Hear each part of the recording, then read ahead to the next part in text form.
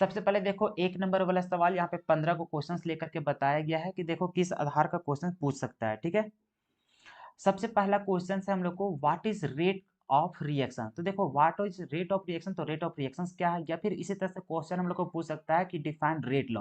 तो ये दोनों हम लोग को बहुत ज्यादा इंपॉर्टेंट हो जाता है। ठीक है, या तो फिर ये वाला क्वेश्चन पूछेगा या फिर ये क्वेश्चन पूछेगा, इसलिए जब हम टेस्ट सीरीज लिए थे तो दोनों क्वेश्चन डाल दिए और में डाल दिए, क्योंकि ये क्वेश्चन अगर पूछेगा तो या फिर ऊपर वाला या फिर नीचे वाला, लेकिन पूछेगा ही पूछेगा। ठीक है, तो देखो रेट ऑफ रिएक्शंस क्या होता है, तो रेट ऑफ केमिकल रिएक्शंस होता है the change in molar concentration of any one of the reactant और product per unit time is called rate of reaction. तो जो केमिकल काइनेटिक्स का वीडियो देखे उन लोग तो पता ही है, लेकिन सिर्फ अगर 1 नंबर में पूछेगा तो सिर्फ उसका डेफिनेशन को लिख करके मत चले जाना। क्यों? क्योंकि तुम अभी कौन सा क्लास में पढ़ रहे हो, 12th क्लास में। अरे तो थोड़ा 12th क्लास का इज्जत बनाए हुए रखना। ठीक है, अपना इंप्रेशन खत्म नहीं करना वहां पे एग्जाम में।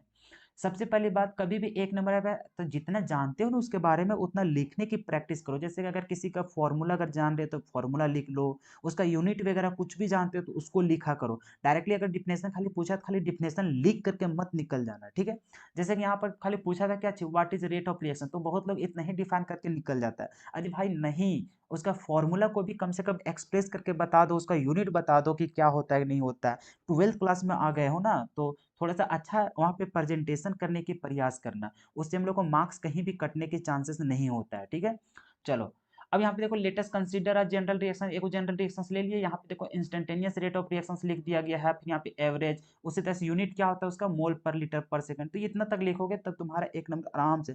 ऐसा नहीं कि उतना लिखोगे तो 1 नंबर नहीं कटेगा, लेकिन मान के चलो बाई चांस वैसा टीचर रहा जिसका मूड खराब रहेगा, बोलेगा 12th क्लास में आकर के सिर्फ तुम डिफिनेशन लिख करके आ गया, हो सकता है आधा नंबर दे के निकल जाएगा वो भी। तो इसलिए अपना नंबर खुद से बचाने के प्रयास करना। ठीक है, जहाँ पे हम लोग को फॉर्मूला अगर वहाँ पे सुटेबल है तो फॉर्मूला देने की प्रैक्टिस कीजिए, जहाँ पे ड्राइव करने का पॉसिबल हो तो वहाँ पे ड्राइव करके दिखा दीजिए, जहाँ पे फिगर बनाने का संभावना है तो वहाँ पे फिगर बना करके निकल जाइए। जितना सुंदर आप बना करके आएंगे आंसर शीट को उतना अच्छा रहेगा। ठीक है, उससे इंप्रेशन बनता है। अगर कोई क्वेश्चन में थोड़ा मोड़ा एरर भी रहेगा तो वो मैनेज कर लेगा टीचर, बोलेगा चलो बेहतरीन इसका हम लोग को देखने को मिला कॉपी। ठीक है, चलो फिर उसी तरह से हम लोग को रेट लॉ पूछा था, तो रेट लॉ क्या होता है, यहाँ पे देखो फिर आ गया एगो कौन है क्यूटीफाई। सर इंपॉर्टेंट क्वेश्चन करवाइए फिजिकल का। कितना बार हम बोले कि हमारे चैनल में जो भी न्यू स्टूडेंट आते हैं एक बार आप प्लेलिस्ट को जा करके झांक करके देखने के प्रयास कीजिए, वहाँ पे ऑलरेडी सारा कुछ करवा दिया गया है। ठीक है, तो वहाँ पे समझ में आ जाएगा क्या करना है नहीं करना है। तो चलिए आगे, रेट लॉ क्या होता है, तो rate of reactions is directly proportional to the product of concentration of reactants to the some power which may और may not be equals to respective stoichiometric coefficient. तो इसी को हम लोग क्या बोलते हैं, रेट लॉ बोलते हैं। ठीक है, अब इसमें एक रिएक्शंस मान लिया और यहाँ पे बता देना अकॉर्डिंग टू रेट लॉ कि क्या होता है, हम लोग को रेट ऑफ रिएक्शन कैसे डायरेक्टली प्रोपोर्शनल वगैरह होता है। सो ठीक है, तो यहाँ पे देखो बता दिए कि R is directly proportional to concentration of A और बी, उसका सम पावर है जो एक्स और वाई लेकर के चले। अब वो एक्स और वाई हम लोग को हो सकता है उसका स्टिक्योमेट्रिक कोएफिशिएंट के बराबर और वो नहीं भी हो सकता है। ठीक है, तो यहाँ पे देखो कब उसके इक्वल होगा, जब रिएक्शन में हम लोग को एलिमेंट्री रिएक्शन दिया रहेगा या फिर वन स्टेप रिएक्शन रहेगा या फिर वो सिंगल स्टेप रिएक्शन दिया हुआ रहेगा। क्लियर है, और वहाँ पे x प्लस वाई को जोड़ने के बाद जो हम लोग को n लिखते हैं जिसको क्या बोलते हैं, ऑर्डर ऑफ रिएक्शन बोलते हैं। तो ये सारा कुछ भर के आना, बाकी यहाँ पे बता देना कि क्या क्या वहाँ पे टर्म्स को यूज किया और कौन कौन क्या कहलाता है। जैसे कि कंसंट्रेशन ए हम लोग को इस तरह स्क्वायर ब्रैकेट के अंदर ए लिखते हैं तो इसको बोलते हैं कंसंट्रेशन ऑफ रिएक्टेंट ए बोलते हैं। उसी प्रकार से सारा कुछ को यहाँ पे रिप्रेजेंट करके आ जाना। ठीक है, तो इस तरह से लिखोगे, कॉपी को अगर भर के आओगे ना तो इंप्रेशन बहुत अच्छा बनता है और वहाँ पे मार्क्स कटने की एकदम हम लोग को चांसेस नहीं रहता है। ठीक है, इस वीडियो का पीडीएफ कहाँ मिलेगा, टेलीग्राम में ज्वाइन हो जाइए। चैनल का जो नाम है वही टेलीग्राम चैनल का भी नाम है। ठीक है, टेलीग्राम डाउनलोड कर लीजिए और वहाँ पे जाकर के सर्च कीजिएगा क्रिएटिव क्लासेस बाय अमित करके, तो वहाँ पे मिल जाएगा और वहाँ पे जाकर के ज्वाइन हो जाइए, वहाँ पे पीडीएफ सारा चीज़ का मिल जाएगा। ठीक है, चलते हैं नेक्स्ट सवाल। नेक्स्ट सवाल देखो, name of the ketohexose sugar. अब देखो कीटो हेक्सोस, और आप लोग को पता है कीटो किस में आता है, हम लोग को फ्रुक्टोज में होता है। तो डायरेक्टली ये सब हम लोग को सवाल है ना बहुत ही फेमस है, यही सब घुमा घुमा करके पूछेगा बायोमोलिक्यूल में। अगर अल्डो हेक्सोस बोलता था तो हम लोग क्या बोलते थे वहाँ पे, ग्लूकोज। अगर कीटो हेक्सोस है तो हम लोग को क्या होता है, फ्रुक्टोज होता है। हम लोग को क्या होता है, फ्रुक्टोज। तो ये सब में एकदम गलती करके मत आना, बहुत लोग तो ये भी गलती करके आ जाता है यार, लिखना था फ्रुक्टोज लिख के आ जाता है ग्लूकोज, जहाँ ग्लूकोज लिखना है वहाँ पे फ्रुक्टोज लिख के आता है। चलो आगे चलते हैं नेक्स्ट सवाल में। द केमिकल रिएक्शंस यहाँ पे दिया हुआ है A+3B, हम लोग को बना रहा है AB3, और के का यूनिट हम लोग मतलब के का वैल्यू और यूनिट भी दिया हुआ है। हम लोग को बोला है कि what is the order of reaction, तो ऑर्डर हम लोग को पूछा है। तो ऑर्डर और आप लोग को पता है यूनिट में किस तरह का रिलेशन होता है। तो हम लोग जानते हैं कि जो मोल होता था, मोल के ऊपर हम लोग क्या लिखते हैं 1 - n, उसी तरह से लीटर होता है तो लीटर का होता है n-1, और यहाँ पे क्या होता है पर सेकंड। ये यूनिट किसका होता है के का।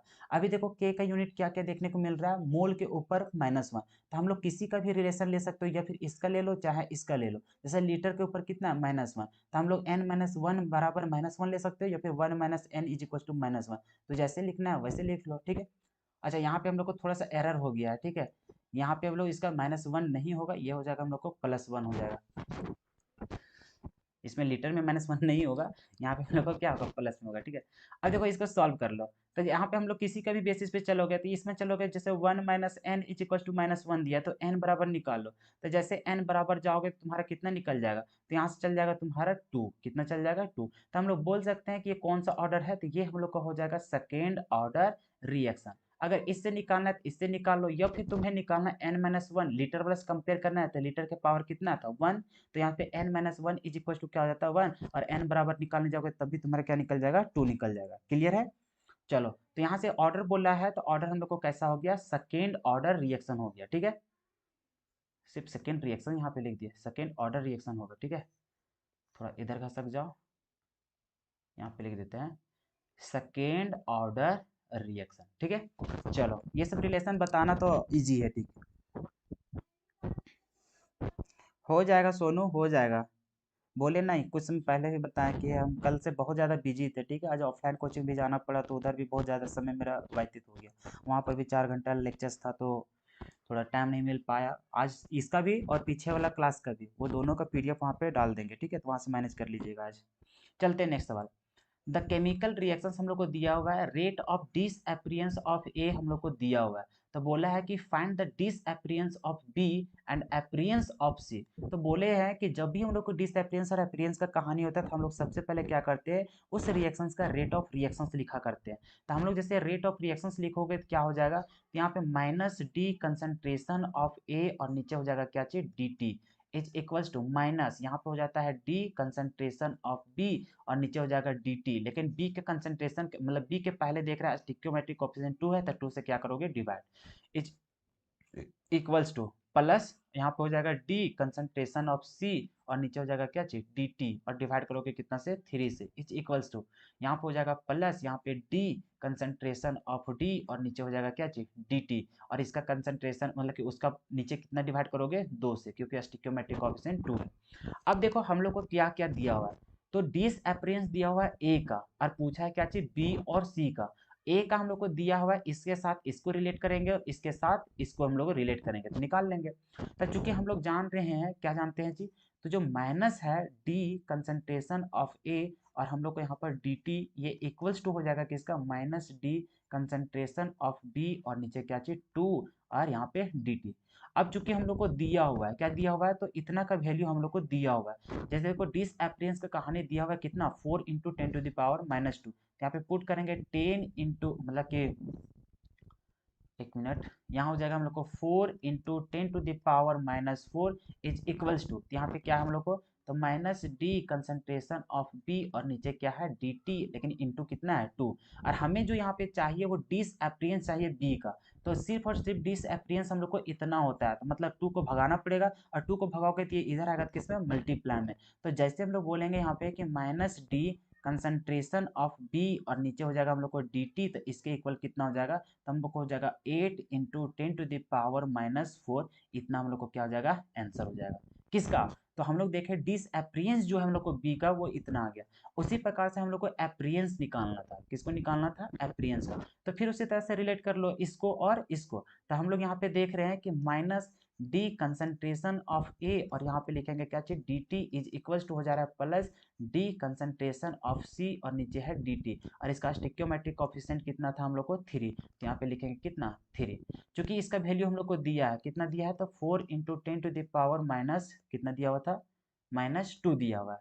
अच्छा यहाँ पे -4 कर दिया है, रुक जाओ, इसका थोड़ा सा सुधार लेते हैं। यहाँ पे कितना है -2 दिया हुआ है, ये कितना दिया है -2, ठीक है, क्योंकि देखो यहाँ पे कितना दिया था -2 दिया हुआ था, ठीक है। चलते यहाँ पे लिख लेते हैं 4 इंटू 10⁻², इज इक्वल टू, अब यहाँ पे देखो निकाल लो, यहाँ से हो जाएगा plus D concentration of C और नीचे हो जाएगा डी टी और इंटू में कितना 3। अब हम लोग को एप्रियंस निकालना था और एप्रियंस का कहानी सिर्फ और सिर्फ हम लोग को सी के लिए इतना हो रहा है, मतलब 3 को उधर भगाना पड़ेगा। तो हम लोग जैसे लिखेंगे plus D concentration of C और नीचे लिखेंगे D T is equal to 3 से मल्टीप्लाई हो जाएगा, कितना हो जाएगा 12 इंटू 10⁻², इतना हो जाएगा। तो हम लोग यहाँ पे लिख देंगे, इसलिए हम लोग को क्या क्या आया, तो हम लोग को आया डिसएप्रियंस ऑफ, क्या आया, disappearance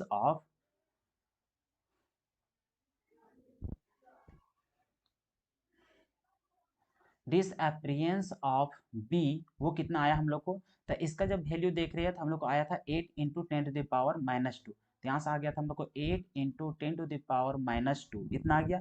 उसी तरह से हम लोग देखे एप्रियंस ऑफ, किसका देखे, एपियरेंस ऑफ सी, ये कितना आ गया हम लोग को, तो ये आ गया 12 इंटू 10⁻², तो ये दोनों हम लोग को क्या हो गया आंसर। तो ये चीज हम लोग को निकालना था, निकाल लिया आराम से, ठीक है।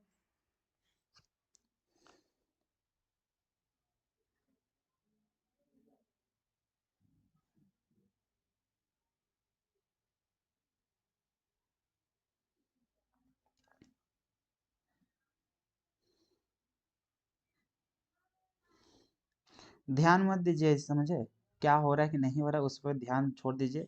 अभी अपने पढ़ाई को लेकर के सीरियस रहिए, ठीक है। अगला आदमी क्या कर रहा है कि नहीं कर रहा है उस पर ध्यान मत दीजिए, ठीक है।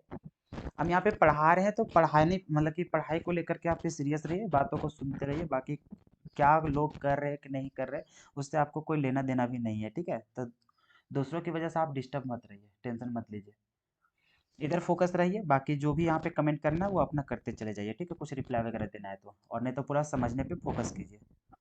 चलते हैं हम लोग इसमें question number 5, SO2 plus O2 हम लोग को बन क्या रहा है SO3। तो हम लोग को बताना है कि मोलिकुलरिटी ऑफ रिएक्शंस क्या है। तो हम लोग जान रहे हैं कि मोलिकुलरिटी जैसे निकालते हैं तो इसको निकालने का तरीका क्या है, मोलिकुलरिटी। तो मोलिकुलरिटी निकालने का तरीका है कि जो भी रिएक्टेंट की संख्या है उसको जोड़ देते हैं, कितना हम लोग को 2 और प्लस में 1, तो टोटल कितना निकल गया 3, यही हम लोग को क्या हो जाएगा आंसर। क्लियर है। चलते हैं हम लोग नेक्स्ट सवाल। अब देखो हम लोग को हम लोग को न्यूक्लिक एसिड का एग्जांपल लिखना था, तो हम लोग जानते हैं न्यूक्लिक एसिड का डीएनए होता है, क्या होता है हम लोग को आरएनए। चलो नेक्स्ट सवाल। नेक्स्ट सवाल देखो यहाँ पे, name the disease caused by the deficiency of vitamin D. Vitamin D के कारण कौन सा बीमारी होता है, विटामिन के कारण किसका होता है, फिर उसी तरह से विटामिन ए के कमी से क्या होता है। तो यहाँ पे सभी को लिख दिए हैं, ये चीज हम लोग बायोमोलिक्यूल में भी कवर कर लिए थे। देखो विटामिन डी से ये सब होता है, इसको याद कर लेना, विटामिन के से ये सब होता है, याद कर लेना। उसी प्रकार से विटामिन ए से ये सब होता है, ठीक है। तो ये सारा कुछ हम बायोमोलिक्यूल में भी बता चुके थे। चलते हैं हम लोग नेक्स्ट सवाल में। एक सवाल में यहाँ पे दिया था कि right the source of vitamin A. तो देखो इतना सारा सोर्स है, इसमें से कुछ भी आप याद रख लीजिएगा, ज्यादा हम लोग को इंपॉर्टेंट रहता है कैरोट, कैरोट सबको याद ही रहता है, ठीक है। चलते हैं हम लोग आगे। What is the 3 letter symbol of amino acid, किसका, ग्लाइसिन का। तो 3 लेटर हम लोग को क्या हो जाएगा इसका, GLY हो जाएगा, यही हो जाएगा इसका ग्लाइसिन का रिप्रेजेंटेशन, ठीक है। चलते हैं हम लोग नेक्स्ट सवाल में।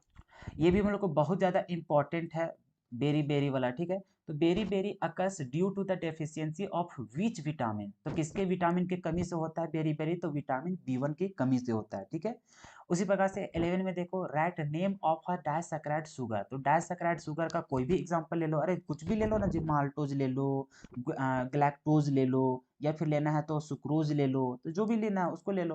तो हम लोग डाइसैकेराइड का जानते हैं, मान के चलो अच्छा है सुक्रोज लिख दो, कि इससे हम लोग को ग्लूकोज वगैरह मिलता है और गैलेक्टो मतलब ग्लूकोज और फ्रुक्टोज मिलता है, ये लिख लो। या तो फिर तुमको लिखना है तो गैलेक्टोज लिख लो, क्या लिखोगे, गैलेक्टोज। या तो फिर तुमको लिखना है माल्टोज, तो माल्टोज भी लिख सकते हो, तो जो भी मन है उसको एक याद रख लेना, ठीक है। ETC लिख देते हैं, तो इनमें से एक पूछेगा तो एक को यहाँ पे जवाब दे देना, टेंशन मत लेना। चलते हैं नेक्स्ट सवाल। Write down the name of the product obtained on hydrolysis of lactose. तो लैक्टोज को हाइड्रोलाइसिस करने के बाद क्या क्या मिलता है, तो हम लोग को मिलता है ग्लूकोज और क्या चाहिए, गैलेक्टोज। चलो यहाँ पे हाइड्रोलाइसिस इस सब कहानी हम पहले से ही बता चुके हैं बायोमोलिक्यूल में पूरे विस्तार से, ठीक है, तो इसमें हम लोग ज़्यादा टाइम स्पेंड नहीं करते हैं। देखो 13 में क्या है, रेट हम लोग को लिखा हुआ है रेट लॉ के अनुसार, तो हम लोग को बोला है कि ऑर्डर ऑफ रिएक्शंस क्या होगा।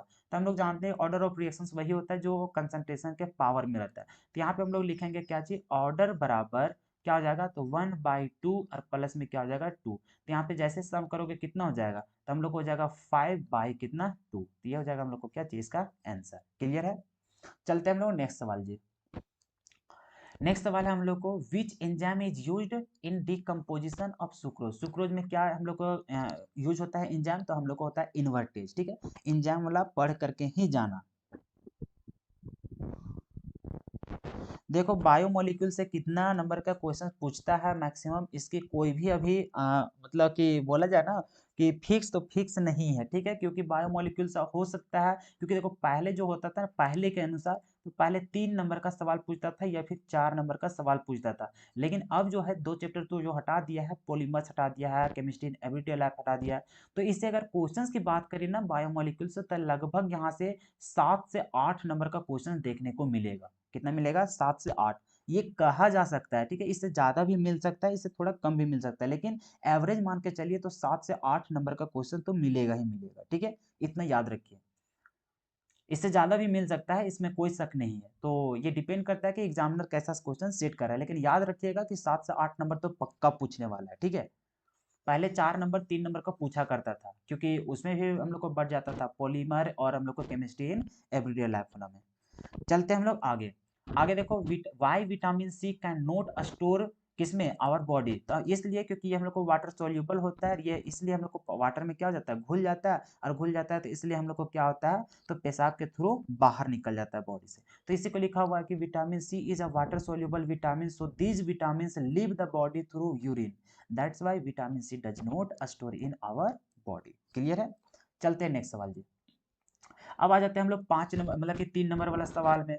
अब देखो क्या क्या कहानी यहाँ पे हम लोग को है। सो पहला क्वेश्चन है कि right the factors that affect rate of reactions. ये भी बहुत ज्यादा इंपॉर्टेंट है। ठीक है, तो किस किस बातों पे वो डिपेंड करता है, तो देखो नेचर ऑफ रिएक्टेंट्स पे, उसी तरह से कैटालिस्ट के ऊपर होता है, फिर टेम्परेचर के ऊपर, प्रेशर के ऊपर, कंसंट्रेशन के ऊपर, सरफेस एरिया के ऊपर, और यहाँ पे हम लोग खत्म हो जाता है। ठीक है, तो ये सारा कुछ हम जब रिवीजन करवा रहे थे केमिकल काइनेटिक्स का, तो वहां पर भी विस्तार से हम बता चुके थे। ठीक है, उसी प्रकार से देखो नेक्स्ट सवाल जो है वो है difference between order and molecularity. ये दोनों हम लोग को बहुत ज्यादा इंपॉर्टेंट सवाल है। ठीक है, अगर यदि हम लोग को डिफरेंस नहीं पूछा तो ऊपर वाला पूछेगा, ऊपर वाला नहीं पूछा तो नीचे वाला तो अवश्य पूछेगा। ठीक है, तो ये सब इसलिए यहाँ पे जितने भी क्वेश्चन दिया गया वो बहुत ज्यादा इंपॉर्टेंट क्वेश्चन, ये सब छोड़ करके मत जाना। जो छोड़ करके जाओगे तो एग्जाम में पछतावा के अलावा कुछ नहीं मिलेगा। देखो मॉलिक्यूलरिटी और ऑर्डर के बीच में क्या डिफरेंस है, ये सारा कुछ आप लोग को ऑलरेडी पढ़ा दिया गया। ठीक है, तो मेन चीज था कि सर यहाँ पे क्वेश्चंस जो दिए थे उसका आंसर कैसे लिखेंगे, तो यहाँ पे आंसर शीट लेकर के आ गए हैं, तो इसको देख करके आप लोग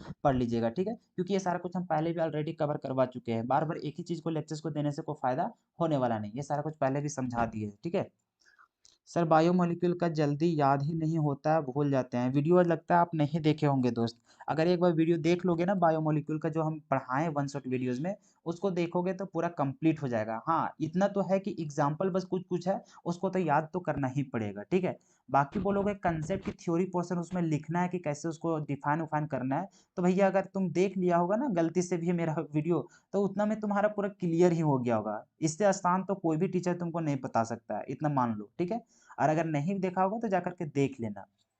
चलते हैं हम लोग नेक्स्ट सवाल। तो देखो यहाँ पे difference between DNA and RNA, ये भी बहुत है हम लोग को फेमस क्वेश्चन है कि अगर डीएनए और आरएनए अगर डिफरेंस वो पूछेगा तो डीएनए और आरएनए में पूछ देगा, या फिर वो ग्लोबुलर और किस पे पूछेगा, फाइब्रस प्रोटीन। और ये सारा कुछ लेक्चर्स के दौरान भी हम पूरा बता चुके हैं, और प्रीवियस इस क्वेश्चन में भी बता चुके थे। देख लो डीएनए और आरएनए में लिखा हुआ, इसको पढ़ लेना और आराम से लिख लेना। ठीक है, उसी तरह से फाइब्रस प्रोटीन और ग्लोबुलर प्रोटीन को भी वहाँ बायोमोलिक्यूल चैप्टर में अच्छा से समझा दिए थे। चलते हैं नेक्स्ट सवाल। नेक्स्ट सवाल जो है वो क्या है, what is essential and non essential amino acid, give one example of each type. तो आप लोग को पता था कि एसेंशियल क्या होता था, नॉन एसेंशियल क्या होता था। तो वैसा अमीनो एसिड जो हम लोग को निर्माण नहीं होता है बॉडी में तो उसको हम लोग डाइट के थ्रू लेना पड़ता है, तो वैसे ही अमीनो एसिड को क्या बोलते थे, एसेंशियल। और जो हम लोग को निर्माण होता है बॉडी के अंदर, तब वो हम लोग को बाहर के सोर्स से लेने की जरूरत नहीं पड़ता, तो वैसे अमीनो एसिड को क्या बोलते थे, नॉन एसेंशियल अमीनो एसिड। तो उसका हम लोग को सारा कुछ बताया होता है। देखो यहाँ पे एसेंशियल का लिखा हुआ है, फिर उसी तरह से नॉन एसेंशियल एग्जाम्पल भी क्या करना है, याद करना। तो देखो ये सब जो है ना, ये जो डिफाइन मतलब कि इसका जो डेफिनेशन, ये सब एकदम लिखने में कोई तुम लोग को तकलीफ नहीं होगा, मेरा लेक्चर्स को देखा हुआ होगा तो। बाकी जो दिक्कत होगा तो यही सब, इसका जो एग्जाम्पल है, तो एग्जाम्पल भैया तो थोड़ा याद तो करना पड़ेगा। बाकी बोलोगे चैप्टर टफ लग रहा है तो भैया ये फिर मुश्किल बात है, क्योंकि यही है कि तुम जैसे तैसे टीचर्स का वीडियो देखा होगा, इसलिए तुम्हारा समझ में नहीं आया होगा। अगर मेरा वीडियो को देख लोगे तो ऐसा हो ही नहीं सकता है तुमको चैप्टर यहाँ पे मुश्किल लगे। ठीक है, तो एक बार प्रयास करना। हाँ जी बिल्कुल, जा करके देख लेना, प्लेलिस्ट बना हुआ है। ठीक है, जो भी चैप्टर में दिक्कत है वो सारे चैप्टर को फॉलो कर लेना, एक एक बात समझ में आएगा। ऐसा हो ही नहीं सकता है कि कोई भी टॉपिक तुमको समझ में ना आए। ठीक है, उसके बाद देखो नेक्स्ट सवाल था हम लोग को कि define peptide linkage and glycosidic linkage. तो ये सारा कुछ हम पहले भी बायोमोलिक्यूल में समझा चुके थे। अब देखो यहाँ पे सारा कुछ लिखा हुआ है, पेप्टाइड लिंकेज क्या होता है, सो उसके बाद यहाँ पे ग्लाइकोसिडिक लिंकेज क्या होता है, ये सारा कुछ हम यहाँ पे बता चुके थे। यहाँ पे टाइम वेस्ट करने से कोई फायदा नहीं है। ठीक है, चलते फिर नेक्स्ट सवाल। नेक्स्ट सवाल क्या है, following reactions takes place in one step.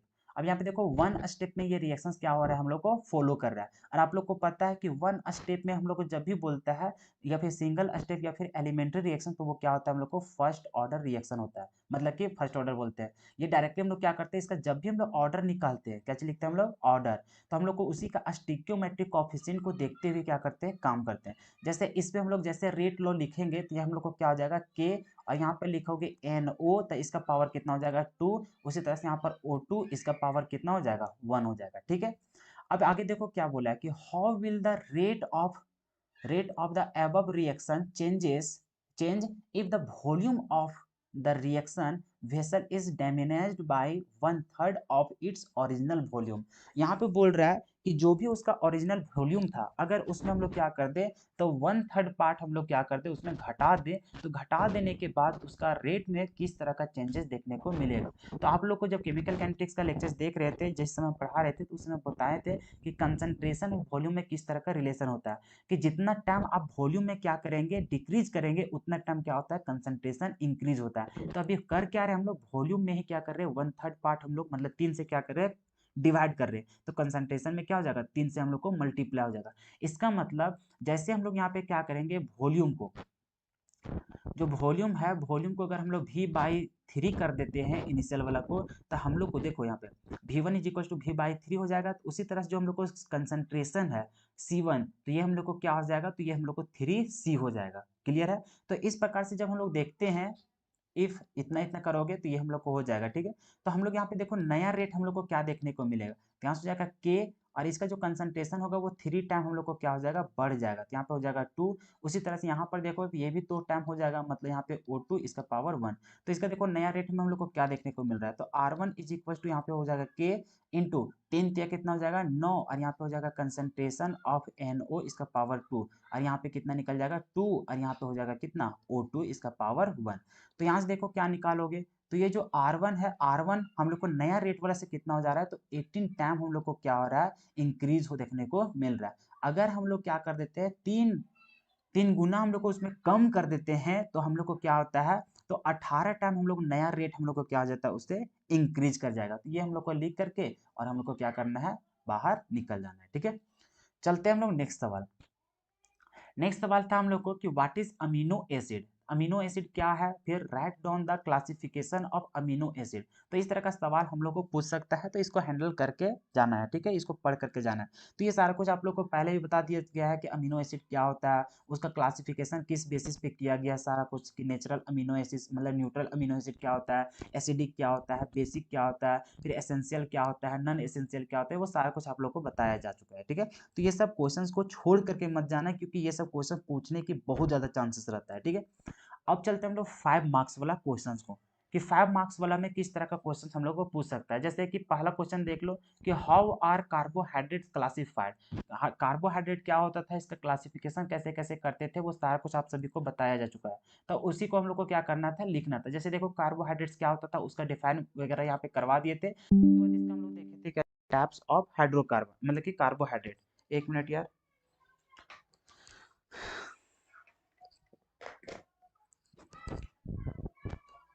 देखो, तो हम लोग यहाँ पे देख रहे थे mono on the basis of hydrolysis, तो उसके बेसिस पे देखे थे मोनोसैकेराइड, डायसैकेराइड, फिर ओलिगोसैकेराइड सब देखे थे, फिर उसी में देखे थे हम लोग पॉलीसैकेराइड। तो ये सारा कुछ डिफाइन आप लोग को बताया जा चुका था, तो ये सारा कुछ आपको इसी प्रकार से क्या करना है, लिखना है। उसके बाद on the basis of taste के बेसिस पे तो शुगर था और क्या था हम लोग को, नन शुगर, ये सारा कुछ बता चुके थे। उसी प्रकार से था on the basis of nature, तो रिड्यूसिंग शुगर था और नॉन रिड्यूसिंग शुगर। तो इतना आप लोग को लिखना था, उसके बाद आपका पूरा कहानी खत्म हो जाता है, ठीक है। अब देखो नेक्स्ट जो क्वेश्चन दिए थे यहाँ पे 5 नंबर में, जो हम लोग को केमिकल रिएक्शंस होता था ग्लूकोज का, तो यहाँ पे देखो ये रिएक्शंस को पूरा फॉलो करना है। देखो first, second, third, fourth, five, तो ये पांचों का पांचों रिएक्शन हम लोग को बहुत ज्यादा इंपॉर्टेंट है। अगर पूछने की चांसेस है तो पूछ सकता है यहाँ पे केमिकल रिएक्शन, ठीक है। जैसे कि ग्लूकोज रिएक्ट विथ ऑक्साम NH2OH के साथ जब रिएक्शंस करता है तब हम लोग को क्या बनाता है, जब ग्लूकोज रिएक्ट करता है ब्रोमीन वाटर के साथ तब क्या बनाता है, ग्लूकोज रिएक्ट करता है HNO3 के साथ तब क्या बनाता है, ग्लूकोज रिएक्ट करता है HCN के साथ तब क्या बनाता है, ग्लूकोज रिएक्ट करता है HI और रेड फास्फोरस के साथ तब हम लोग को क्या बनाता है।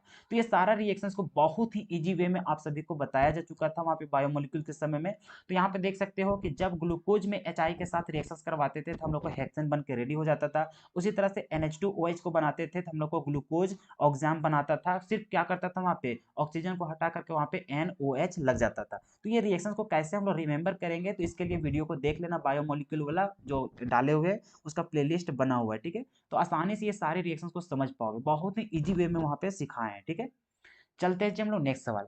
नेक्स्ट सवाल देखो 5 नंबर का जो है वो हम लोग को केमिकल काइनेटिक्स का है। यहाँ पे ग्राफ वगैरह दिया हुआ है, यहाँ से हम लोग डायरेक्टली क्या करते हैं, तो हम लोग को निकालना होता है ऑर्डर ऑफ रिएक्शंस। क्या निकालना होता है, ऑर्डर ऑफ रिएक्शंस, और रेट लॉ में हम लोग को एक्सप्रेस करना होता है। ये हम लोग को एक्सपेरिमेंटल मेथड है, ठीक है। ये हम लोग को क्वेश्चन 2022 में पूछा जा चुका है, ठीक है। तो उम्मीद है कि 2023 में हम लोग को RNS से पूछा था, तो हो सकता है 2024 में अबर जो एग्जाम होगा फिर से हम लोग कहीं यही क्वेश्चन हम लोग को दोहरा ना दे, मतलब इसी प्रकार से फॉर्मेट में क्वेश्चंस आ ना जाए, ठीक है। तो इसलिए यहाँ पे तीनों टाइप का क्वेश्चन हम टच करवा दिए हैं, RNS का भी, फिर यहाँ पे एक्सपेरिमेंटल भी, और उसके बाद तो फर्स्ट ऑर्डर काइनेटिक्स से तो क्वेश्चन भर भर के पूछता ही है दोस्त, तो उसको तो करके ही जाना है, ठीक है। तो अब वो डिपेंड करता है कि एग्जामिनर कौन वाला क्वेश्चन सेट करता है। तो तीनों को क्वेश्चन पूछने का चांसेस है, तीनों में से कुछ भी पूछ सकता है, ठीक है, उसकी मन की मर्जी।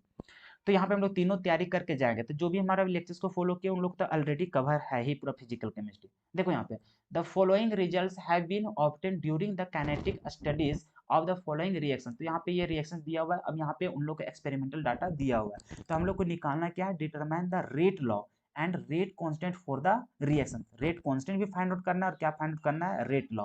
तो रेट लॉ को लिखने से पहले क्या करना पड़ेगा, ऑर्डर ऑफ रिएक्शंस हम लोग को फाइंड आउट करना पड़ेगा।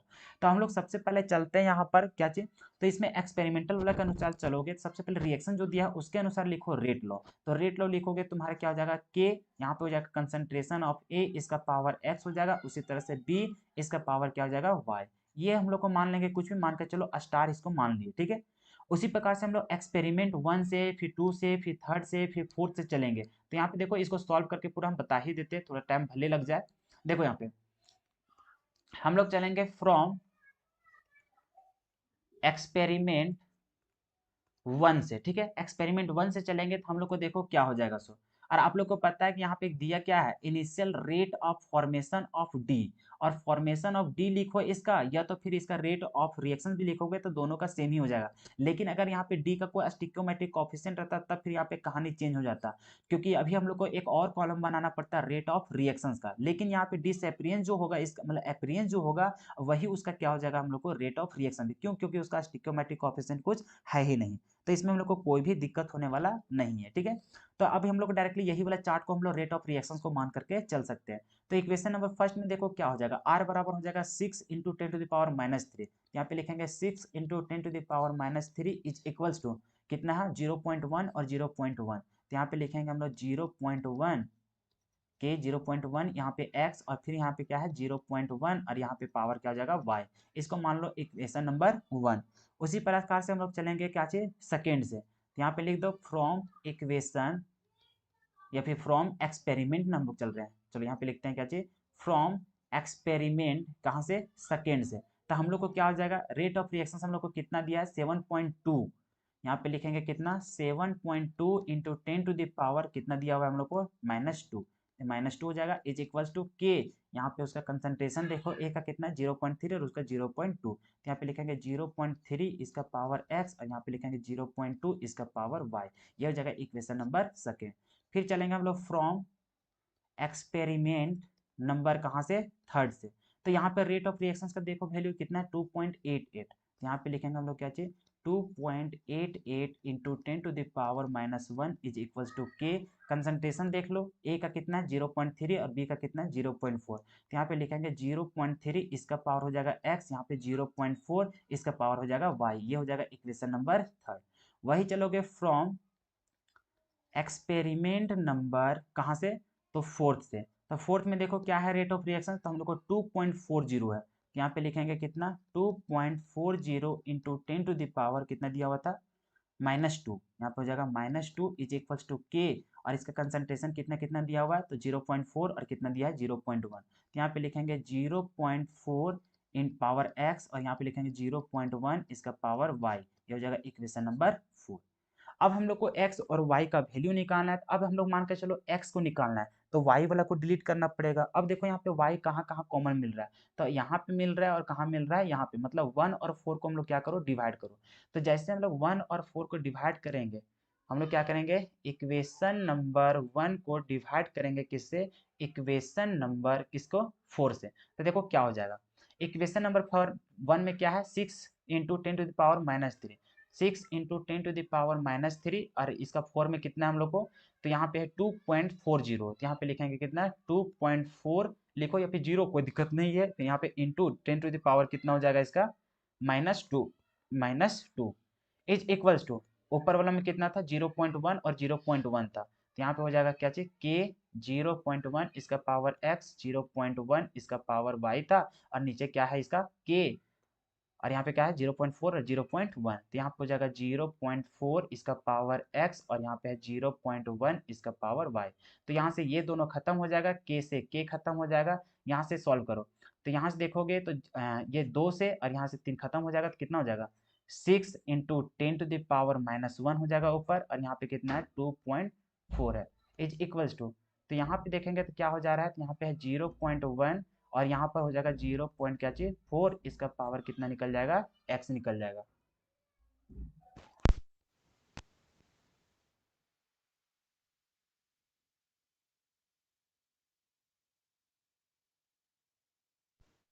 चलो तो सॉल्व कर लो यहाँ से, तो यहाँ पे चलोगे तो कितना हो जाएगा, ये पॉइंट को हटा दो, तो पॉइंट को हटाओगे तो ऊपर चल जाएगा मतलब 6 और यहाँ पे चल जाएगा कितना 24 और ऊपर चल जाएगा तो कितना हो जाएगा 10 चल जाएगा, तो यहाँ पे 10 के पावर -1 भी क्या हो जाएगा गायब हो जाएगा इज इक्वल टू, यहाँ पे कितना हो जाएगा 0.1 है, तो इसको फिर पॉइंट पॉइंट को हटाओगे तो तुम्हारा देखो क्या हो जाएगा सिंपल, ये हो जाएगा 1/4 हो जाएगा इसका पावर कितना x।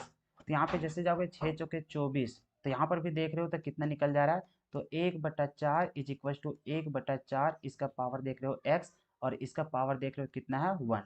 तो यहाँ पे हम लोग डायरेक्टली बोल सकते हैं कि x बराबर कितना है 1, तो हम लोग x निकाल लिए, उसी प्रकार से y निकालो। तो y निकालने के लिए फिर से देखेंगे हम लोग कोई भी इक्वेशन को क्या क्या हम लोग को सॉल्व करना है, तो यहाँ पे देखो y को निकालने के लिए x को हटाना पड़ेगा, तो x 0.1 कहाँ कहीं कॉमन मिल रहा है क्या,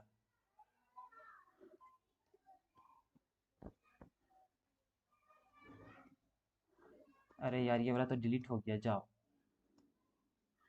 ओह ये तो डिलीट हो गया यहाँ वाला, एक मिनट लिख लेते हैं, कितना है इसका 10⁻⁻2 था इज इक्वल टू, यहाँ पर के था, फिर यहाँ से कितना था 0.4 और 0.1, 0.4 इसका पावर x और यहाँ पे था 0.1 इसका पावर था y, ये था हम लोग को क्या चाहिए 4, ये डिलीट हो गया था, बताओ ना, हो सकता है यहाँ पे हैंग करने लगा तुरंत ही का। अब देखो x को हम लोग को डिलीट करना है तब तो y निकलेगा, x को हटाने के लिए जो कॉमन मिल रहा है, तो देखो यहाँ पे 0.3 0.3, तो सेकंड और थर्ड को डिवाइड करने से हम लोग को निकल जाएगा, देखो कहाँ कहाँ ये प्रिंट हो जा रहा है, ओहो भाई साहब, तो यहाँ कैसे आ गया, ले ये हट भी नहीं रहा, ओहो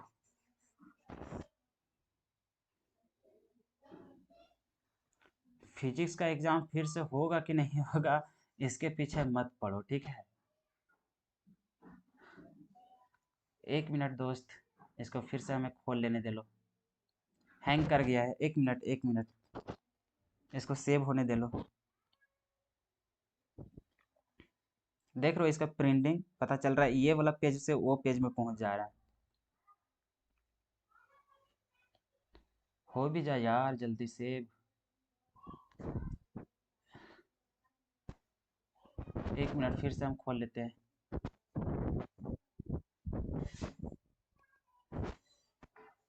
टेस्ट 4, खुल जाओ खुल जाओ खुल जाओ। टेस्ट 4 तो आ गए। कहाँ पे थे हम लोग, कहाँ पे थे, कहाँ पे थे? नीचे नीचे नीचे नीचे, कितना नीचे थे? खुलना भाई खुलना। ये रहा क्वेश्चंस, यहाँ पे हम लोग थे ना।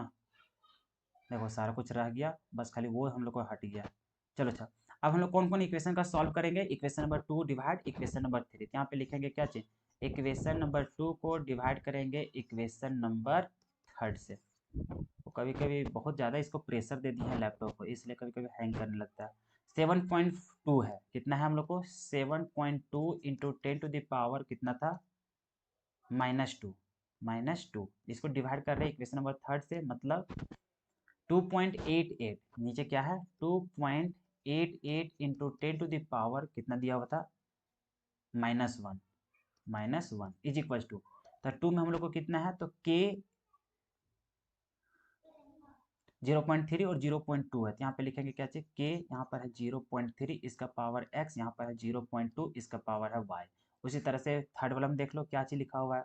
इसमें 0.3 और 0.4 है, तो यहाँ पर लिखेंगे के 0.3, इसका पावर x, और यहाँ पर है 0 पॉइंट कितना था? 4 था। हाँ 0.4 है। 0.4 इसका पावर है कितना? y। तो x x वाला कॉमन मिल गया, x मतलब k से k खत्म। अब यहाँ से कर लो, तो यहाँ से जैसे हम लोग चलेंगे तो कितना हो जाएगा? 7.2 और अपॉन में कितना हो जाएगा? 2.88 निकल जाएगा। क्लियर है?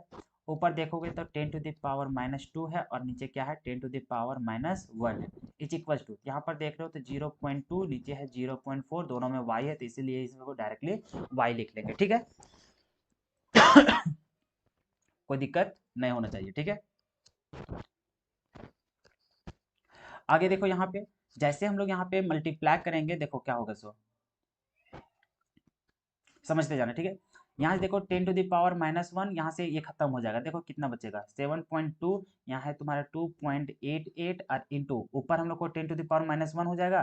तो यहाँ पे हम लोग कितना लिखेंगे? 10 के पावर -1, तो चाहे नीचे तुम लिख दो क्या चीज? 10, जैसे तुमको लिखना है। ठीक है, चलो ऊपर ही रहने दो, 10 के पावर -1 इतना था। अभी यहाँ पे कितना हो जाएगा? 1/2 लिखोगे, और इसका पावर कितना? y।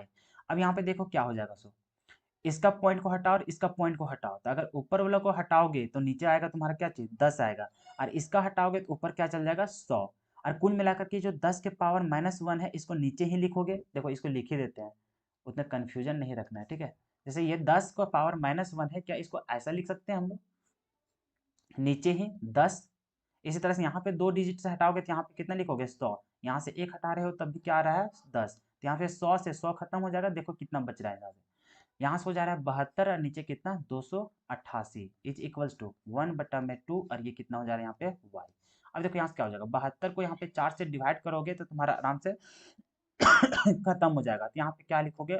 1/4 इज इक्वल टू 1/2, और इसका पावर y। इसको लिख सकते हो 1/2 का पावर कितना? 2 इज इक्वल टू 1/2, इसका पावर कितना? y।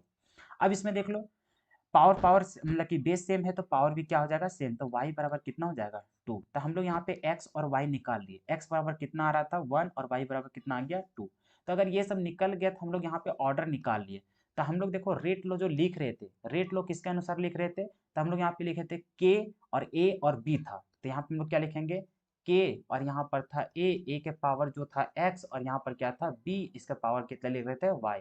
चूंकि हम लोग यहाँ पे देख लिए कि जो x बराबर है वो कितना आया? 1, और जो y बराबर आया वो कितना? 2। तब पुट कर लो, तो r बराबर कितना हो जाएगा? k, और यहाँ पर लिखेंगे a के पावर में हो जाएगा 1, और यहाँ पे लिखेंगे b के पावर में कितना? 2। तो ये हो जाएगा हम लोग क्या चीज? Rate law answer. क्लियर है? उसी तरह से हम लोग को रेट कांस्टेंट बोला है, तो रेट कांस्टेंट बोलते हैं किसको? है के का। किसको वैल्यू निकालना है? के का। तो के का वैल्यू निकालने के लिए हम लोग कोई भी इक्वेशन को क्या कर सकते हैं? पुट कर सकते हैं। तो यहाँ पे जो भी इक्वेशन सही लग रहा है उसको उठा लो। चलो मान के चलो हम लोग इक्वेशन नंबर 1 को उठाएंगे, तो इक्वेशन नंबर 1 हम लोग को क्या दिख रहा है? तो यहाँ पे दिख रहा है 6 इंटू 10⁻³ इज इक्वल टू के, यहाँ पर है 0.1 इसका पावर x, यहाँ पर है 0.1 इसका पावर 1। यहाँ पे लिख लो कि फ्रॉम इक्वेशन कहाँ से चल रहे हैं 1 से। अब चूंकि हम लोग को x और y का वैल्यू पता है तो बिठा लो, जैसे कि यहाँ पे 6 × 10⁻³ इज इक्वल टू यहाँ पर क्या हो जाएगा 0.1, x कितना आ गया 1, उसी तरह 0.1 इसका पावर कितना 2। अब इसको सॉल्व कर लो तो यहाँ से देखो कितना हो जाएगा 6 × 10⁻³ इज इक्वल टू यहाँ पे हो जाएगा के। अब 0.1 को पावर 1 तो ये कितना आएगा 0.1 ही आएगा, इंटू 0.1 को 2 बार करोगे तो ये कितना निकल जाएगा तुम्हारा 0.01 निकल जाएगा। अब इसको मल्टीप्लाई कर लो तो ये कितना हो जाएगा देखो 6 × 10⁻³ इज इक्वल टू के, इंटू ये हो जाएगा 0.001 हो जाएगा। क्लियर है। अब इसको हटाओगे तो तुम्हारा कितना हो जाएगा 10⁻³ हो जाएगा। तो इसको इधर निकाल लो तो k इज इक्वल टू जाओगे तो 6 × 10⁻³ है और नीचे हो जाएगा 10⁻³। अब इसको सॉल्व करोगे तो कितना निकल जाएगा तो k इज इक्वल टू 6 निकल जाएगा। और चूंकि हम लोग को टाइम वगैरह जो देख लो सेकेंड में निकाल रहा था, किसमें था यहाँ पे अच्छा मिनट में है, पर मिनट में। तो यहाँ पे हम लोग को जो आंसर आएगा वो आंसर भी किसमें निकल जाएगा हम लोग को, इसका यूनिट देखोगे ना तो यूनिट निकालने के लिए सबसे पहले हम लोग जब भी के देते हैं तो सबसे पहले मतलब डिसाइड करते हैं कि कौन सा ऑर्डर का वहां पे देखने को मिल रहा है। तो यहाँ पे देख रहे हैं ऑर्डर ऑफ रिएक्शन कितना दिख रहा है थर्ड ऑर्डर का, कितना दिख रहा है थर्ड ऑर्डर। तो इसका जब यूनिट की बात करोगे तो ये हो जाएगा हम लोग को मोल, इसका पावर भी देखोगे तो हो जाएगा -2, उसी तरह से लीटर यहाँ पे स्क्वायर दिखेगा और यहाँ पर क्या दिखेगा पर मिनट दिखेगा। तो ये हो जाएगा हम लोग इसका क्या चीज आंसर। चलते हैं हम लोग आगे। उम्मीद है जो केमिकल काइनेटिक्स का लेक्चर्स देखे होंगे फॉलो किए होंगे हमारा वीडियो, उसे आसानी से ये सारा कुछ क्लियर हो गया होगा। ठीक है, चलो तो ये सब सवाल पूछेगा तो 5 नंबर में सवाल पूछेगा। चलते हैं जी आगे। नेक्स्ट सवाल हम लोग को क्या है तो drive integrated rate equation for a first order reactions and also find the half life period. तो आप लोग को बताया था कि फर्स्ट ऑर्डर के लिए निकालना है तो कोई दिक्कत थोड़ी है। तो हम लोग रिएक्टेंट कुछ भी ले लो, ए से प्रोडक्ट ले लो चाहे कुछ भी ले लो। जैसे मान के चलो ए से हम लोग को क्या बन रहा है प्रोडक्ट बन रहा है, क्या बन रहा है हम लोग को प्रोडक्ट। तो हम लोग यहाँ पे दो चीज लिख लेते हैं। सबसे पहले क्या लेते हैं हम लोग, अगर इसका कंसंट्रेशन इस सब ले लेते हैं, लिख लो जैसे T इज इक्वल टू 0 पे इसका कंसंट्रेशन को हम लोग कुछ मान लेंगे। क्या मान लोगे, अपने मन से जो मानना है वो मान लो। जैसे मान के चलो यहाँ पर सी नोट मान लोगे। क्लियर है। उसी तरह time T is equal to क्या मान लो टी, तो यहाँ पे क्या लिखोगे सी टी लिखोगे। क्लियर है। क्योंकि ये कौन सा ऑर्डर है हम लोग को फर्स्ट ऑर्डर रिएक्शन, तो हम लोग यहाँ पे देखो रेट लॉ निकालो। तो रेट लॉ मतलब कि रेट ऑफ रिएक्शन निकालने का दो तरीका था, एक डिफरेंशियल के फॉर्म में और एक इंटीग्रेटेड के फॉर्म में। तो आर इज इक्वल टू चलोगे तो इसमें क्या लिखोगे -d कंसंट्रेशन ऑफ ए और नीचे क्या लिखोगे dt, ये किसके अनुसार है डिफरेंशियल के रूप में। तो ये हो जाएगा इक्वेशन नंबर 1। उसी तरह से रेट लॉ के अनुसार लिखोगे तो ये हो जाएगा के और यहाँ पर लिखोगे कंसंट्रेशन ऑफ ए। अब चूंकि ये फर्स्ट ऑर्डर का रिएक्शन है इसलिए इसका पावर कितना हो जाएगा 1, ये हो जाएगा इक्वेशन नंबर सेकेंड। चूंकि हम लोग देखते हैं रेट ऑफ रिएक्शन दोनों कंडीशन पे सेम होता है, मतलब LHS बराबर तो RHS भी क्या होता है बराबर। तो यहाँ से हम लोग डायरेक्टली बोल सकते हैं, कैसे समझते जाना। क्योंकि हम लोग बोल सकते हैं कि -d कंसंट्रेशन ऑफ ए और नीचे हो जाएगा dt, ये इक्वल्स हो जाएगा किसका तो k और कंसंट्रेशन ऑफ किसका a और इसका पावर में 1। अब चूंकि ये जानते हैं तो अब यहाँ पे क्या करो कंसंट्रेशन वाला टर्म को एक साइड और बाकी सबको एक साइड, यहाँ से हो जाएगा -d कंसंट्रेशन ऑफ ए और नीचे हो जाएगा क्या चीज concentration of A is equal to यहाँ पर k था तो इधर इंटू हो जाएगा क्या चीज dt। अब यहाँ पे क्या करेंगे नेगेटिव को उधर भेज दो तो क्या हो जाएगा यहाँ पे d कंसंट्रेशन ऑफ ए और नीचे हो जाएगा क्या चीज हटना यार, ये हो जाएगा हम लोग का concentration of A is equals to यहाँ पे माइनस यहाँ से हो जाएगा के और इंटू में क्या हो जाएगा dt। क्लियर है। अब देखो यहाँ पे दोनों तरफ क्या करेंगे हम लोग इंटीग्रेशन कर देंगे। क्या करेंगे इंटीग्रेशन और विथ रिस्पेक्ट टू क्या चाहिए उसका लिमिट। तो यहाँ पे हम लोग डायरेक्टली लिख देंगे तो यहाँ पे on integrating both side with limit. तो देखो कैसे हो जाएगा सो, यहाँ पे इंटीग्रेट करेंगे किसका तो यहाँ पे हम लोग को D और यहाँ पे कंसंट्रेशन ऑफ ए है और नीचे क्या है हम लोग को concentration of A is equals to यहाँ पे इसको कर रहे हैं -k और यहाँ पर क्या था हम लोग को dt था। अब यहाँ पे टाइम का यहाँ पे क्या करेंगे तो यहाँ पे 0 से लेकर के कहाँ तक t से, और यहाँ पे कंसंट्रेशन कहाँ से C नोट से लेकर के कहाँ तक ct तक चलेंगे। तो यहाँ पे इसका लेगोगे तो ये किस में कन्वर्ट हो जाएगा ln और यहाँ पे हो जाएगा कंसंट्रेशन ऑफ ए, ऊपर हो जाएगा तुम्हारा ct और नीचे क्या होता है C naught is equals to, इसमें चलोगे तो माइनस के बाहर निकल जाएगा और यहाँ पर t का हो जाएगा t और यहाँ पर क्या हो जाएगा ऊपर t और नीचे क्या हो जाएगा 0। अब यहाँ से निकाल लो तो ln यहाँ पे हो जाएगा तुम्हारा Ct हो जाएगा, और माइनस यहाँ पे क्या हो जाएगा ln और क्या हो जाएगा C naught is equals to, यहाँ पे चलोगे तो हो जाएगा माइनस के और इंटू क्या हो जाएगा t हो जाएगा, क्योंकि t माइनस जीरो फिर क्या हो जाएगा t ही हो जाएगा। अब यहाँ पे देखो हम लोग को नेगेटिव को हटाना है, तो हटाने के लिए इसको ऐसे करोगे ln C नोट माइनस यहाँ पे हो जाएगा ln Ct, और यहाँ से हम लोग कॉमन क्या निकाले माइनस इज इक्वल टू यहाँ पे हो जाएगा माइनस के इंटू टी, यहाँ से माइनस माइनस खत्म। अब यहाँ से हम लोग को ये हो गया वैल्यू, अब इसी को लिखना चाहते हो तो क्या लिखोगे ln C नोट और नीचे क्या हो जाएगा तुम्हारा Ct हो जाएगा, इज इक्वल्स टू क्या हो जाता है के इंटू टी। अब इधर तुमको लिखना है तो लिख लो, हम लोग क्या लिखते हैं K into T is equals to क्या हो जाएगा, ये हो जाएगा ln, यहाँ से हो जाएगा C नोट और यहाँ पे Ct, तो ये हो जाएगा इसका क्या चीज फॉर्मूला, ये उसका क्या हो जाएगा फॉर्मूला। तो हो गया क्लियर। अगर इसी को हम लोग क्या करना चाहेंगे, अगर लॉगरिथम को हम लोग ln को लॉग में कन्वर्ट करोगे तो क्या हो जाएगा k into T is equal to यहाँ से हो जाता है 2.303 और यहाँ पर हो जाता है क्या चीज लॉग, ऊपर हो जाएगा C नोट और नीचे क्या चीज Ct, तो ये हो गया उसका डेरिवेशन। क्लियर है। अब चलते हैं हम लोग हाफ लैप पीरियड के लिए। अब हाफ लैप के लिए चलेंगे फॉर हाफ लैप। अब हाफ लैप के लिए चलेंगे तो यहाँ पर जो Ct होता है Ct क्या हो जाएगा C नोट बाई टू हो जाएगा, और साथ ही साथ जो T है T हम लोग को क्या चीज कन्वर्ट हो जाएगा T बाई मतलब T वन बाई हाफ हो जाएगा।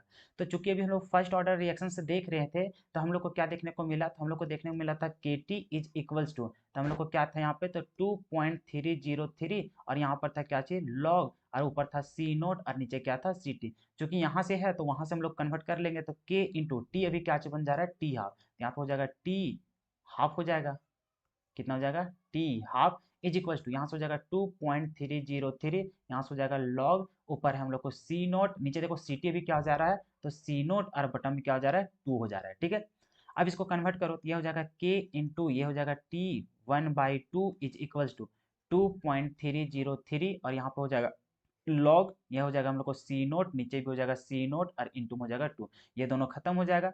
और खत्म हो जाएगा, देखो क्या बचेगा, यहाँ से बचा के और इंटू में क्या चाहिए T half is equal to 2.303 और यहाँ पे बचा लॉग और सिर्फ कितना 2, और लॉग 2 का वैल्यू कितना होता है तुम लोग को पता है, तो K into T by half is equal to यहाँ पे देखो 2.303 इंटू यहाँ पे जानते हैं 0.301 होता है लॉग 2 का वैल्यू, और ये दोनों आपस में मल्टीप्लाई होकर के कितना होता है तो K T half is equal to ये होता है 0.693 होता है। अब यहाँ पे किसी का भी निकाल लो, जैसे टी हाफ बोला था तो यहाँ पे T half is equal to कितना हो जाएगा 0.693 और अपॉन में क्या हो जाएगा के, तो यहाँ तक हम लोग को क्या करना था ड्राइव करना था, तब हम लोग को कितना मिलेगा 5 नंबर मिलेगा। क्लियर है।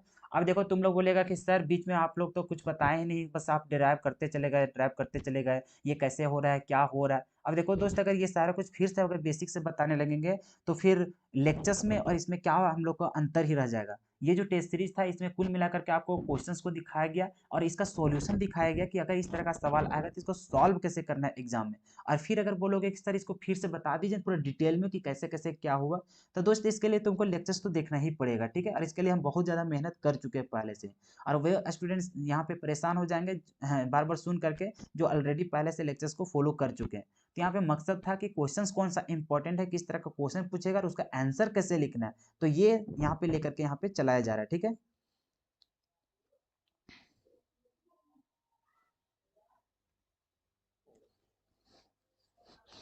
चलिए आगे आगे चलते हैं हम लोग, ये सारा कुछ ड्राइव यहाँ पे खत्म हो चुका है। अब चलते हैं लोग नेक्स्ट क्वेश्चन, ज्यादा क्वेश्चन नहीं बचा है, फोर्थ फाइव सिक्स बस तीन ही क्वेश्चन हम लोग के बचा हुआ है, तीनों क्वेश्चन को सॉल्व करके खत्म करेंगे सेशन को। देखिए यहाँ पर the rate of a particular reactions doubles when temperature changes from कहाँ से 27 डिग्री सेल्सियस से 37 डिग्री सेल्सियस, तो कैलकुलेट करना है energy of activation of such a reaction, जिसमें गिवन है log 2 का वैल्यू इतना। तो अब देखो हम लोग को यहाँ पे टेम्परेचर कितना है 27 डिग्री सेल्सियस से कहाँ हम लोग को चेंज हो रहा है 37 डिग्री सेल्सियस तक, तो हम लोग को कैलकुलेट करना है एक्टिवेशन एनर्जी। क्या कैलकुलेट करना है एक्टिवेशन एनर्जी। अब यहाँ पे हम लोग कैसे इसको कैलकुलेट करेंगे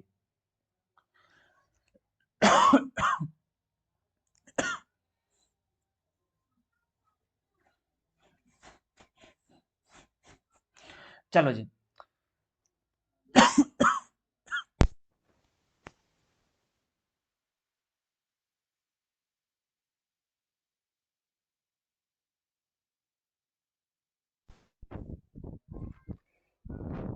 सर अभी हम सर्च किए PYQ D and F block का, तो आपका भी लैब वीडियो आया था, ग्रुप में तो सेंड कर दिए थे सपना कि क्लास हो रहा है सो।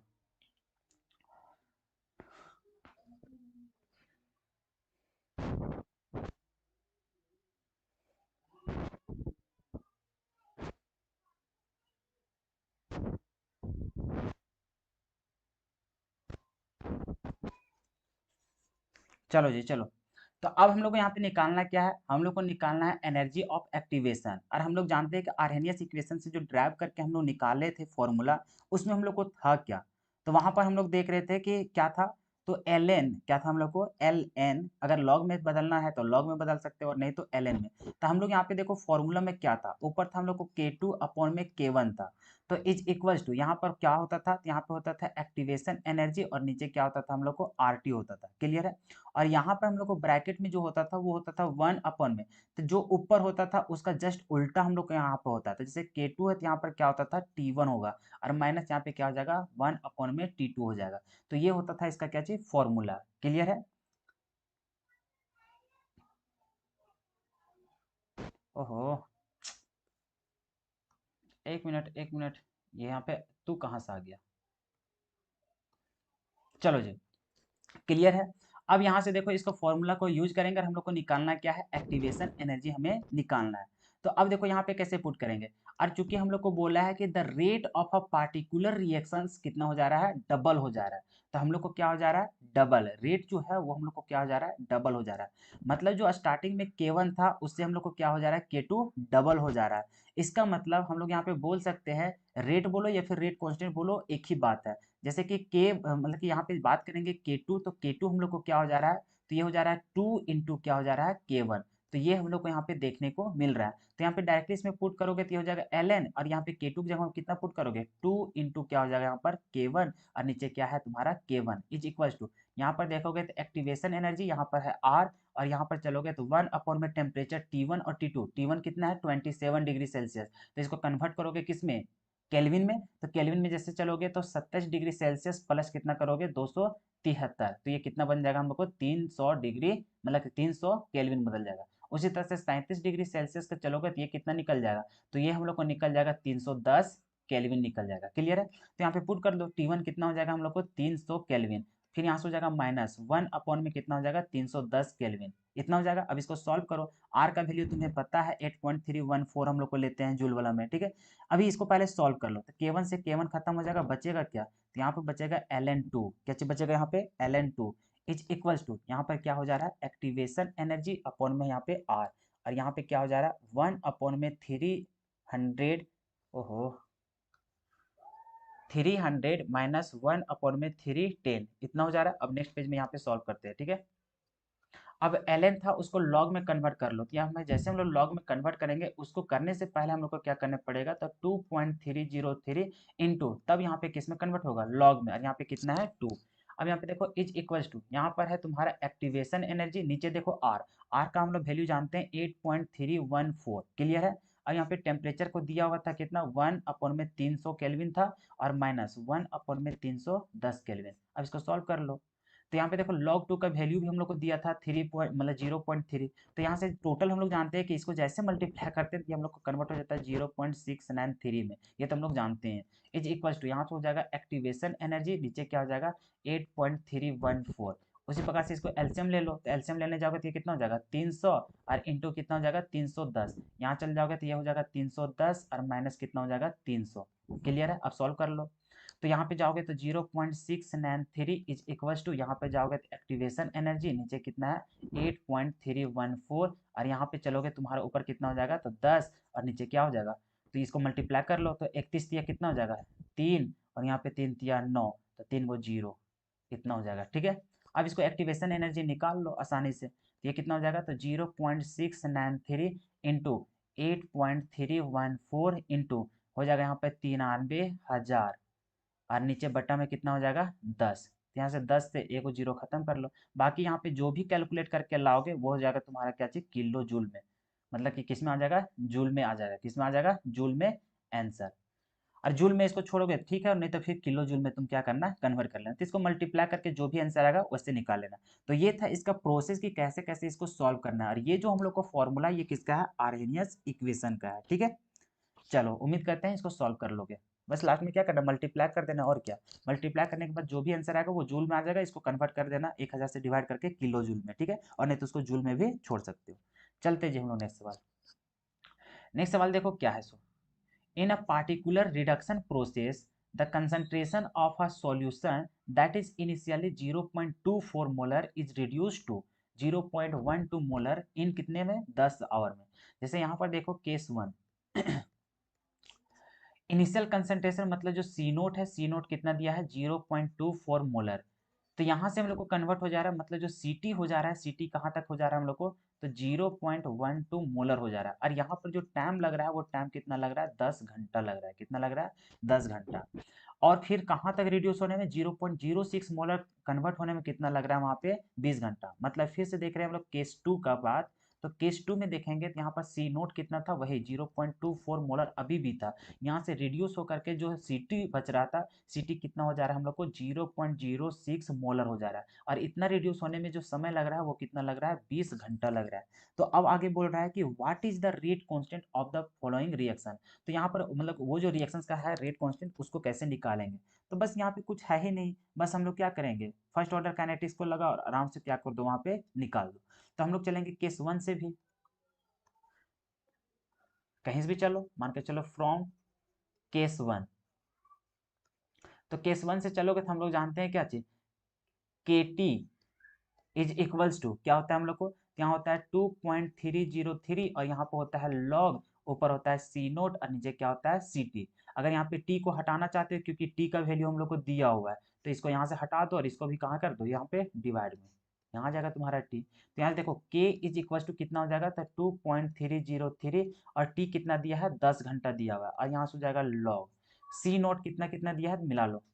सी नोट दिया है 0.24, तो यहाँ पे लिखो 0.24 और सी टी कितना हो जाता है, सी टी हो जाता है 0.12, 0.12 क्लियर है। यहाँ से करोगे तो ये कितना हो जाएगा 2 बार में। अब यहाँ देखो k इज इक्वल टू, तो 2.303 अपॉन में हो जाएगा 10 और इंटू यहाँ पे क्या हो जाएगा log 2। और log 2 का वैल्यू तुम्हें पता है क्या होता है, सो यहाँ से हो जाएगा 2.303 अपॉन में हो जाएगा 10 इंटू यहाँ पे हो जाता है कितना, तो जीरो मतलब कि 0.301 हो जाता है। और ये सब मल्टीप्लाई होने के बाद कितना हो जाता है, ऊपर 0.693 हो जाता है और नीचे कितना है 10। और यहाँ पे करोगे कितना हो जाएगा 0.0693। और के का यूनिट किस में निकल जाएगा हम लोग को, फर्स्ट ऑर्डर रिएक्शन है इसलिए यहाँ पे जो आवर में ले रहा है, यहाँ पे क्या निकल जाएगा, पर आवर में निकल जाएगा। किस में निकल जाएगा, पर आवर में। तो ये रहा तुम्हारा रेट कांस्टेंट का। वही अगर तुम चलोगे केस नंबर 2 से, कहाँ से चलोगे, from case number 2। Case number 2 में चलोगे तो फिर उसी तरह से, तो यहाँ पे लिखोगे के इज इक्वल टू, तो यहाँ पर क्या हो जाएगा 2.303, यहाँ हो जाएगा तुम्हारा लॉग, इसके नीचे क्या हो जाएगा टी, यहाँ पे क्या हो जाएगा सी नोट और नीचे क्या हो जाएगा सी टी। क्लियर है। और यहाँ पे देखो के निकालना था, यहाँ पे देखो 2.303। अब देखो टी जो दिया था केस नंबर 2 में वो कितना है, 20 घंटा। तो यहाँ पे लिखेंगे कितना, 20 आवर। फिर यहाँ से देखो लॉग सी नोट हम लोग को कितना था, 0.12 था, इतना ही था शायद, नहीं 24 था, 0.24, 0.24 क्लियर है। और फिर हम लोग को जो फाइनल बच रहा था सीटी, वो हम लोग को कहाँ चल गया, 0.06। तो यहाँ पे लिखेंगे 0.06। अरे आपको पता है कि ये जो करेंगे तो कितने बार में कट जाएगा, 4 टाइम में। तो यहाँ पे देखो के इज इक्वल टू 2.303 अपन में हो जाएगा 20, यहाँ पे हो जाएगा लॉग, और यहाँ पे 2 का पावर में क्या लिख सकते हैं 2, तो पावर बाहर निकल जाएगा। देखो क्या हो जाएगा, के इज इक्वल टू 2.303 अपन में हो जाएगा 20 इंटू यहाँ पे हो जाएगा 2 और फिर क्या हो जाएगा log 2। फिर log 2 का वैल्यू उसी तरह से प्रोसेस आगे हम लोग बढ़ते चलेंगे। देखो क्या हो जाएगा, k is equal to 2.303 upon में क्या हम लोग को 20 है, अरे भाग नहीं यार, 20 और इंटू यहाँ पे 2 और उसका log 2 का वैल्यू कितना होता है, तो 0.301 होता है। तो यहाँ से 2 से इसको काटोगे तो 10 हो जाएगा। अब यहाँ पे देखो k इज इक्वल टू, और ये दोनों आपस में मल्टीप्लाई होकर होते हैं 0.693 और नीचे क्या है 10। तो कुल मिलाकर के फिर वही हो जाएगा 0.0693 और यहाँ पे हो जाएगा पर आवर हो जाएगा। तो इतना हम लोग को रेट कांस्टेंट का क्या हो जाएगा, वैल्यू निकल जाएगा। तो ऐसे सॉल्व करना था, 5 नंबर आपको मिल जाता है आसानी से, ठीक है। गुड इवनिंग जी, गुड इवनिंग। चलते हैं आगे, लास्ट सवाल। लास्ट सवाल क्या है देखो, if the half lap of a first order reaction A is कितना 2 मिनट। तो हाफ लैप हम लोग को दिया है, मतलब टी हाफ हम लोग को दिया हुआ है कितना 2 मिनट्स, कितना दिया है 2 minutes. How long will it take A to reach, कहाँ से, तो 20% ऑफ इट्स इनिशियल कंसंट्रेशन। तो 20% अपना इनिशियल कंसंट्रेशन से क्या हो जा रहा है, वहां तक पहुंच जा रहा है। तो बताओ उतना तक पहुंचने के लिए उसको कितना समय जरूरत पड़ेगा। तो यहाँ पर सबसे पहले देखो, मान के चलो 100%, जैसे मान के चलो सी नोट, यहाँ पे चलते हैं हम लोग पहला नंबर का सवाल। तो देखो सी नोट जो है हम लोग को इनिशियल कंसंट्रेशन अभी भी तुम क्या मानोगे, मान के चलो 100 मानोगे, कितना मानोगे 100%। तो अब देखो वहां से ए को कहाँ तक पहुंचना है, A to reach 20% of its initial concentration. तो 20% जब भी निकालेगा देखो कैसे होगा, तो 100 तो था ही, तो जब भी परसेंटेज निकालते तो उतना ही से हम लोग को मल्टीप्लाई करेंगे, जैसे 25% बोल रहा है और नीचे हम लोग को क्या चाहिए उसका 100। तो अब देखो यहाँ से जैसे हम लोग निकालेंगे 25%, तो हम लोग को निकलेगा क्या चाहिए उसका 25 से निकलेगा, अरे क्या निकलेगा उसका 25। क्लियर है। एक मिनट यार।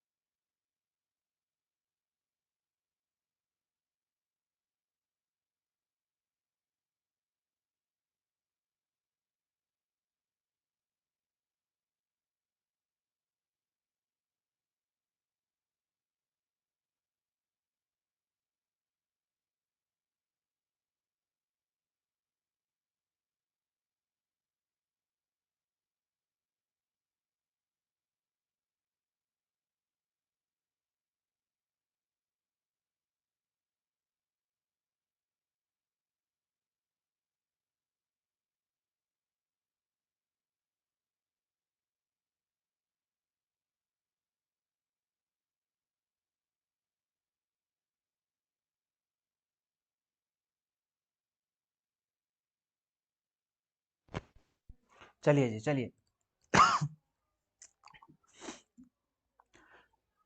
ये क्वेश्चंस में हम लोग देख रहे थे, अब देखो इसको सॉल्व करते जाना, ठीक है।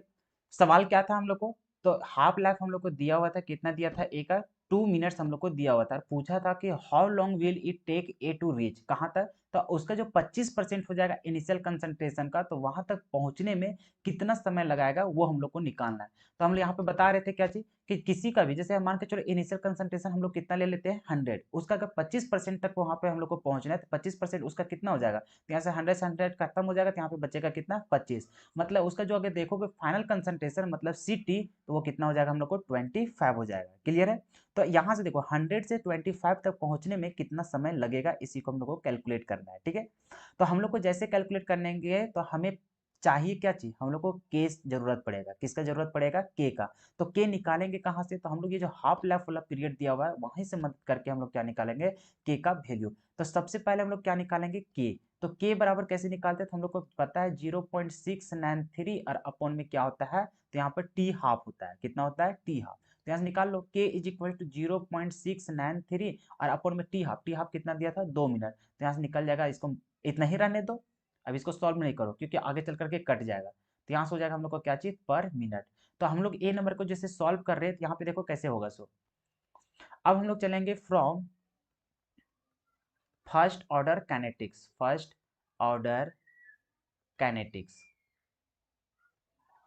ठीक है, तो हम लोग क्या जानते हैं, तो हम लोग जानते हैं के टी इज इक्वल्स टू, यहाँ होता है 2.303, यहाँ होता है हम लोग को लॉग, यहाँ होता है सी नोट अपॉन में क्या होता है सी टी। हम लोग को टाइम निकालना है, तो यहाँ पे टी इज इक्वल्स टू लिखेंगे, तो यहाँ पर हो जाएगा 2.303। के का वैल्यू हम लोग निकाल चुके हैं, या फिर यहाँ पे लिख लो अभी के, यहाँ से हो जाएगा हम लोग को क्या चीज, लॉग, और देखो सी नोट, सी नोट का वैल्यू या तो फिर भी एक स्टेप पे इतना लिख ही लो, उसके बाद ही हम बात करते हैं। ठीक है, इतना हो जाएगा। अब देखो टी इज इक्वल टू, यहाँ हो जाएगा 2.303, के का वैल्यू अभी अभी देखो जस्ट हम लोग निकाले 0.693 अपॉन में 2, तो यहाँ पे लिखेंगे कितना 0.693 और ऊपर चल जाएगा क्या चीज 2। यहाँ से देखो लॉग सी नोट कितना हम लोग को 100, सी टी कितना है 25, तो यहाँ से देखोगे तो ये कितना 4। तो यहाँ पे देखो क्या हो जाएगा, t is equal to 2.303 upon में देखोगे 0.693 इंटू 2, और यहाँ पे देखोगे तो फिर बाहर 2 निकल जाएगा, ये हो जाएगा लॉग कितना 2 हो जाएगा। क्लियर है? अब देखो इसको सॉल्व करो, यहाँ से हो जाएगा t इज इक्वल टू, तो यहाँ हो जाएगा कितना ध्यान से सुनते जाना, यहाँ हो जाएगा हम लोग को 2.303, नीचे हम लोग को कितना था देख लो 0.693, यहाँ पे हो जाएगा हम लोग को 0.693 इंटू 2 था, और फिर इंटू में कितना था 2 था। अब लॉग टू का वैल्यू कितना होता है 0.301, और आप लोग को पता है कि ये दोनों मल्टीप्लाई होकर के क्या बनेगा। सो तो यहाँ से देखोगे तो ये कितना हो जाएगा 0.693, और नीचे भी कितना है 0.693 है, और इंटू में यहाँ पे कितना है 4, तो ये दोनों आपस में कट करके खत्म हो जाएगा, तो टी बराबर कितना हो जाएगा 4 मिनट हो जाएगा। कितना निकल जाएगा 4 मिनट निकल जाएगा। क्लियर है जी? समझ में आया कैसे कैसे कैलकुलेशन किए? सो चलो, तो ये हम लोग को ए नंबर।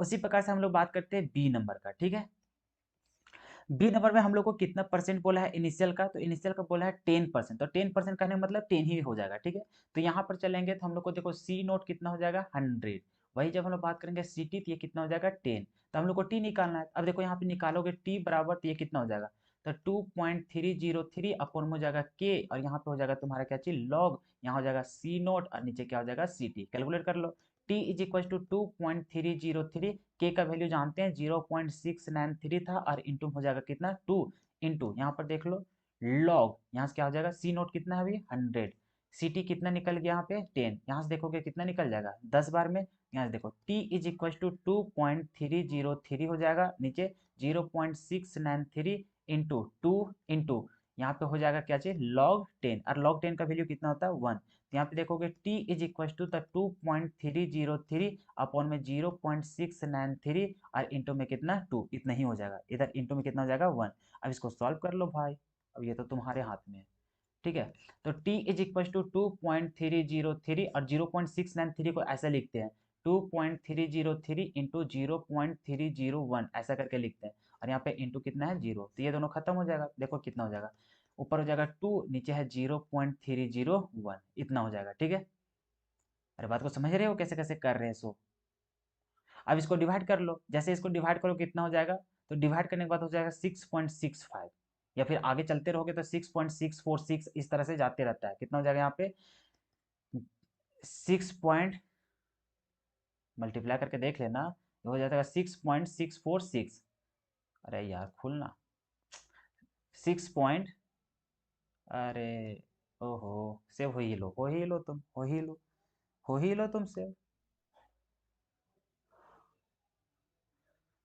जल्दी हो जा, जल्दी हो जा। हाँ चलो देख लो, ये इसको डिवाइड करके देखोगे तो कितना निकल जाएगा, यहाँ से हो जाएगा 6.646। इस तरह से हम लोग को जाते रहता है, इसलिए इतना लिख लो, या फिर इसको लिख सकते हो 6.65, इतना हो जाएगा। और ये भी हम लोग को क्या हो जाएगा, पर मिनट हो जाएगा, इतना हो जाएगा हम लोग क्या चाहिए आंसर। बस ऐसे करना था। अब हम लोग को क्या हो गया, पूरा समाप्त हो गया।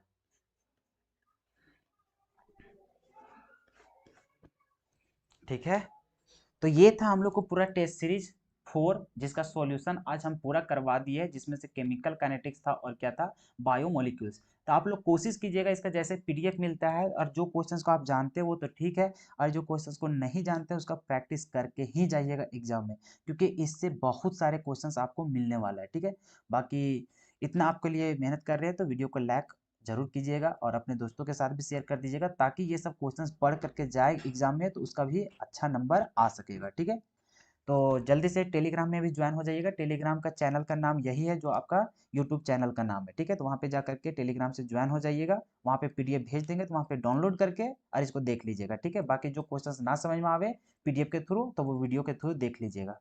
क्लियर है? हाँ सुमन, अभी भेज देंगे, टेंशन मत लो। तो ये था आपका सॉल्यूशन, सारा कुछ कंप्लीट हो गया। अब आपके पास एक टेस्ट सीरीज बचा हुआ है जो कि टेस्ट सीरीज 5 है, तो उसका सॉल्यूशन हम कल करवा देंगे। ठीक है, तो टेंशन खत्म हो जाएगा। आराम से कर लीजिएगा, सारे जितने भी टेस्ट सीरीज है उसको करना बहुत ज़्यादा जरूरी है, क्योंकि इससे बाहर हम लोग को देखने को नहीं मिलेगा। ठीक है, सब्जेक्टिव वगैरह सारा कुछ बहुत ज़्यादा यहाँ पे क्वेश्चंस भी हम प्रैक्टिस करवा दिए। अब देखो ना, 40 को क्वेश्चन तुम्हारा ऑब्जेक्टिव है, तो इससे बाहर थोड़ी ना जाएगा, टेंशन मत लो। तो चलो, तो फिर मिलते हैं हम लोग अगले वीडियो में, तब तक के लिए जय हिंद, सबको बाय बाय टाटा।